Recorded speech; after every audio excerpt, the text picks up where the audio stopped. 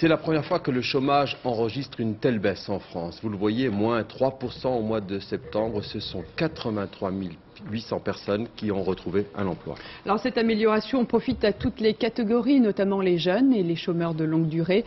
Elle confirme une tendance à la baisse observée depuis un peu plus de 2 ans. Le taux de chômage s'établit désormais à 11,1% de la population active. Explication, Laurent Bailly.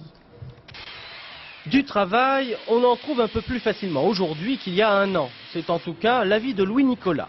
Il dirige une petite entreprise du bâtiment de 8 salariés et s'apprête, dit-il, à embaucher définitivement 2 jeunes ouvriers qui jusqu'ici étaient en formation. La situation s'est vraiment améliorée, d'autant plus avec cette fameuse histoire de TVA.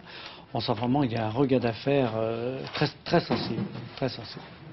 La baisse du nombre des chômeurs, le gouvernement s'en félicite. Moins 3% sur un mois, moins 9% sur un an, du jamais vu claironne-t-il. Il reste quand même officiellement 2 695 200 inscrits à la NPE. Cible prioritaire, le chômage des jeunes et le chômage de longue durée ont reflué en 1 an de plus de 11%. Sans surprise, Martine Aubry en attribue tout le mérite à la politique du gouvernement. L'ensemble des politiques qui sont menées, que ce soit les emplois jeunes, la réduction de la durée du travail, donc nous devons sans doute commencer à percevoir de manière nette les effets en matière d'emploi, l'aide aux nouvelles technologies. Tout cela fait que nous avons une accélération de la baisse du chômage.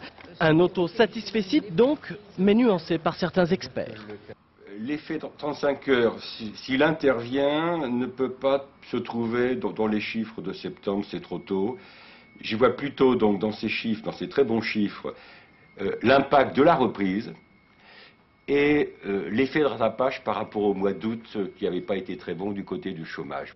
En France, la croissance s'est notamment traduite sur les 12 mois écoulés par un recul de 30% des licenciements économiques et une progression de 25% des offres d'emploi. En revanche,